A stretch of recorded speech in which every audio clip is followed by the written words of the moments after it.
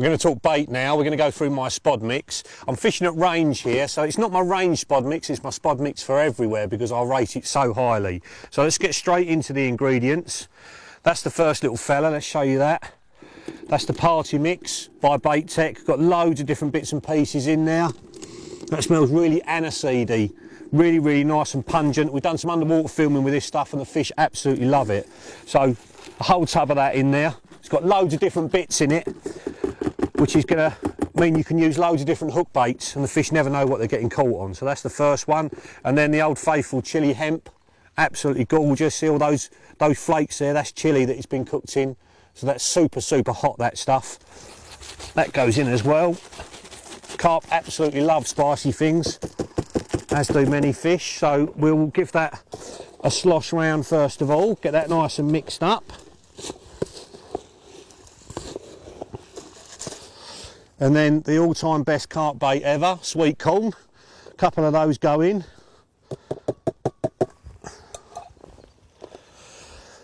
The cheap stuff you can get out of the supermarkets is really good as well. Always buy it with sugar and salt in it, it tastes far better. At the end of the day, the fish are not on a diet, so we haven't got to worry about calories. Give that a good old slosh round. And then if it wasn't spicy enough, we're going to give it some spice as well, some chili powder. Just get this out of the supermarket as well. Give that a nice liberal. I don't use the flakes in this, I use the powder because it gets dissolved better into the mix. I'm really big into seasoning my bait, just like you do with your dinner. Put stuff on it to make it taste better. Put stuff on your bait, again, to make it taste better. And something spicy like this is going to give it a sort of halo on the bottom. So even if they eat everything, there's still that spicy smell sitting in between the stones if you're fishing on gravel or getting pushed into the silt.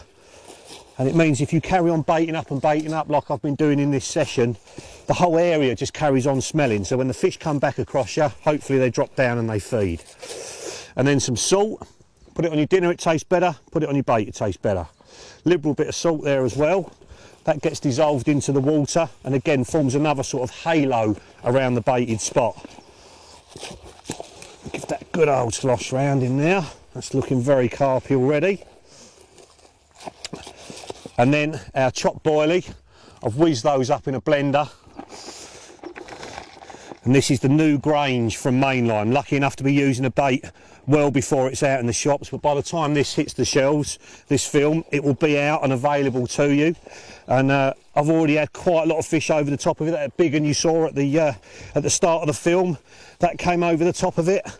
I've had a lovely 40 common in England recently that came over the top of it as well. And just like all their other baits, I think the fish are straight onto it. So we've got a nice liberal mix there of loads of different carpy bits.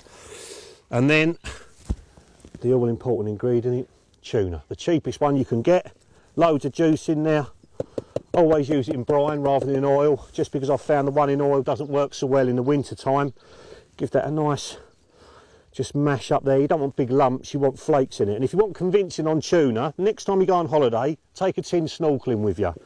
You'll have no fish round you to start off with. Open the tin up, flake it around in the water. You'll have every fish in the sea round you in about 5 minutes. Everything absolutely loves it. Sprinkle it in your tank at home if you've got a fish tank and just see the reaction from the fish. Let's give another one in there. These cost 30p, these tins. Absolutely nothing. And for 60p extra in your spod mix, I think it increases the pulling power massively. Oh, look at that. Super carpy that is. Now the reason I've put the boilie in now, one, obviously the fish love eating the boilies, but also it soaks up all the juice from the hemp and it holds everything in the spod better.